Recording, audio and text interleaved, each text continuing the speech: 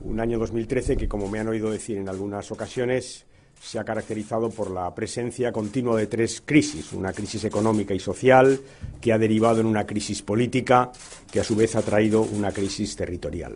Por tanto, si tuviéramos que definir el año 2013, diríamos eso. Ha sido el año de las tres crisis.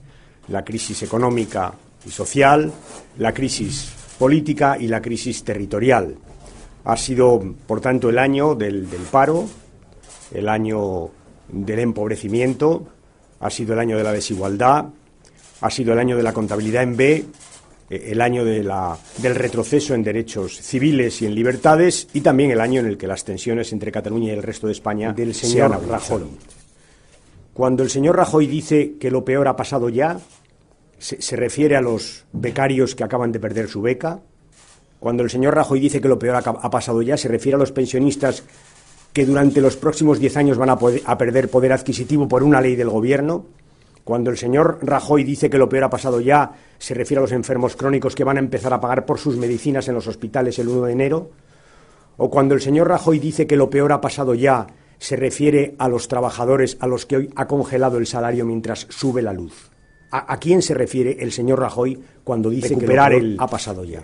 Siempre me planteo que si fuimos capaces hace 35 años de ponernos de acuerdo, y fíjense que era difícil, gente que salía de las propias entrañas del franquismo y gente que venía de la clandestinidad, no veo explicación alguna para que no seamos capaces de ponernos de acuerdo 35 años después, fuerzas políticas democráticas, que además partimos de un sentimiento común, o de un sentido común compartido, si me permite la expresión, sentido común compartido.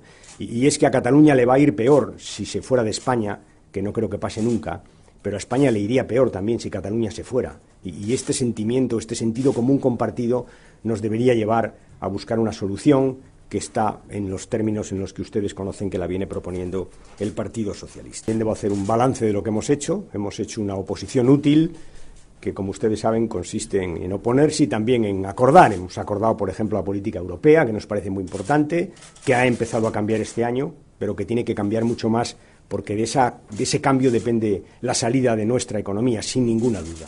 La solución de la crisis en España depende en buena medida de lo que hagamos en Europa, también en España, de los cambios en España y en Europa, pero depende de lo que pase en Europa. Hemos hecho esfuerzos para acordar la política europea, hemos hecho oposición y hemos hecho algo más importante que me parece fundamental, porque es verdad que todo esto que acabo de decir tiene que ver con una situación que se da en España en este momento, que es el poder absoluto, fíjense que digo poder absoluto del PP, poder absoluto, y una crisis económica que le sirve como coartada para hacer lo que siempre quiso hacer, porque no les descubro nada si les digo lo que pienso. La derecha española siempre ha creído que los españoles teníamos más derechos de los que nos correspondían, que teníamos más libertades y las mujeres más igualdad, y contra todo eso están yendo ahora, porque es ahora o nunca, y es verdad que han convertido su mayoría absoluta en una soledad absoluta, pero da igual, y por eso los socialistas hemos procurado buscar una alternativa para esas políticas,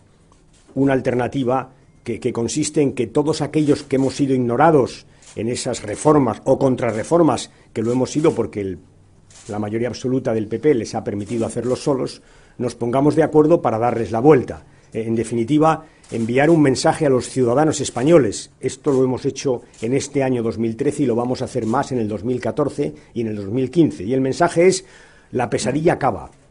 Quedan 2 años, pero acaba.